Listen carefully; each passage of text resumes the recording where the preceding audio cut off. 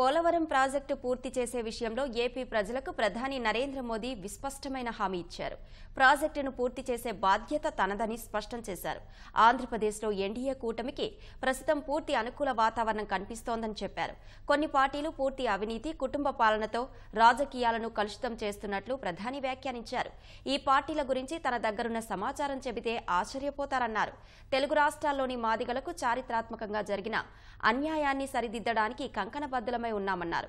AP విభజన చట్టంలోని నిబంధనలు అమలు చేసే దిశగా గత 10 ఏళ్లు పనిచేశామన్నారు.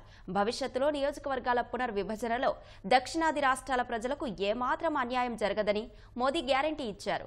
సార్వత్రిక ఎన్నికల వేళ ఈనాడుకు ఇచ్చిన ప్రత్యేక ఇంటర్వ్యూలో ఆయన వివిధ విషయాలను పంచుకున్నారు.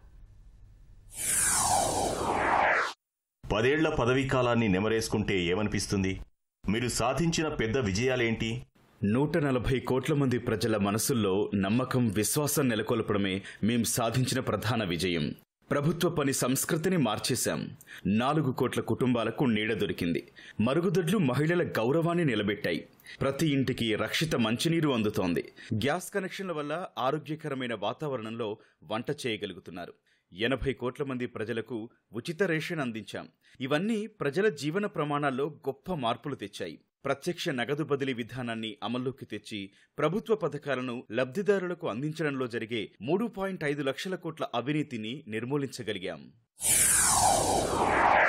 ఈ ఎన్నికల్లో మీరు భాజపాకు 370కి పైగా, ఎన్డీఏకు 400కు పైగా సీట్ల లక్ష్యం విధించుకున్నారు.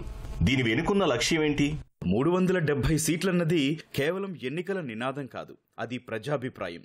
మోదీ గ్యారంటీలను అమలు చేస్తారని మాపై పెట్టుకున్న నమ్మకం, విశ్వాసానికి నిదర్శనం.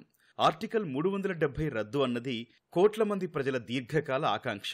ఆర్టికల్ 370 రద్దు చేసిన పార్టీకి 370కి పైగా సీట్లు, కూటమికి 400కు పైగా సీట్లు ఇవ్వాలన్న సహజ సిద్ధమైన భావోద్వేగం వారిలో కలిగింది. ఈ నినాదం వెనుకున్న అసలు విషయం ఇది. మన రాజ్యాంగాన్ని కాపాడటానికి, ఎస్సీ, ఎస్టీ, ఓబీసీల రిజర్వేషన్లు రక్షించడానికి మాకు 400 సీట్ల అవసరం. దక్షిణాది రాష్ట్రాల్లో పార్లమెంట్ సీట్లు భారీగా తగ్గిపోతాయనే భయాందోళనలు నెలకొన్న వేళ మీరు ఎలాంటి భరోసా ఇస్తారు? నియోజకవర్గాల పునర్విభజన విషయంలో దక్షిణాది రాష్ట్రాల ప్రజలకు అన్యాయం జరగదని నేను గ్యారంటీ ఇస్తున్నా. ప్రతిపక్షాలకు సానుకూల ఎజెండా లేదు కాబట్టి అవెప్పుడూ దేశాన్ని విభజించే కథనాలను సృష్టించడానికి ప్రయత్నిస్తుంటాయి. ఎస్సీ రిజర్వేషన్ల వర్గీకరణకు మీ వద్ద ఉన్న ప్రణాళికలేంటి? మరీ ముఖ్యంగా తెలుగు రాష్ట్రాల్లో మాదిగ రిజర్వేషన్ల వర్గీకరణ అంశంలో. తెలుగు రాష్ట్రాల్లోని మాదిగలకు చారిత్రకంగా జరిగిన అన్యాయాన్ని సరిదిద్దడానికి కంకణబద్దులై ఉన్నాం. ఇప్పటికే పలు చర్యలు తీసుకున్నాం. కేబినెట్ కార్యదర్శి నేతృత్వంలో ఉన్నత స్థాయి కమిటీ ఏర్పాటు చేశాం. ఈ కమిటీ ఇప్పటికే ఏపీ, తెలంగాణ, కర్ణాటకలోని మాదిగ సామాజిక వర్గం ప్రతినిధులతో సమావేశమై చర్చలు జరిపింది. విభజన వేళ పార్లమెంట్ సాక్షిగా ఏపీ, తెలంగాణకిచ్చిన హామీలను నెరవేర్చేందుకు ఏమైనా మార్గసూచిక ఉందా? నాటి హామీల అమలుకు మేం చిత్తశుద్ధితో పనిచేశాం. ఏకాభిప్రాయ సాధనతో ద్వైపాక్షిక సమస్యల సామరస్య పరిష్కారానికి మా ప్రభుత్వం నిరంతరం ప్రయత్నిస్తోంది. ఈ దిశగా 2014 నుంచి ఇప్పటి వరకు 33 సమీక్షా సమావేశాలు నిర్వహించాం. అయితే 2 రాష్ట్రాల మధ్య ఏకాభిప్రాయం లేక 89 సంస్థలు, కార్పొరేషన్ల విభజన పూర్తి కాలేదు. 14-15వ ఆర్థిక సంఘం సిఫార్సులతో తెలుగు రాష్ట్రాలకు వేల కోట్ల గ్రాంట్ ఇచ్చాం.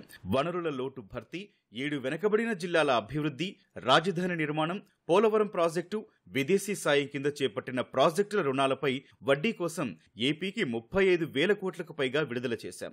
జాతీయ స్థాయి విద్యాసంస్థలను ఏర్పాటు చేశాం.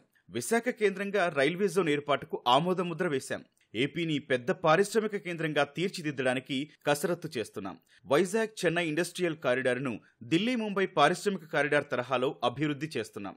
తెలంగాణలోని ములుగులో గిరిజన విశ్వవిద్యాలయాన్ని ఏర్పాటు చేశాం. కాజీపేటకు రైల్వే వ్యాగన్ల తయారీ యూనిట్ మంజూరు చేశాం. 9 ఉమ్మడి జిల్లాల అభివృద్ధి కోసం ప్రత్యేక సాయం కింద 2,250 కోట్లు విడుదల చేశాం.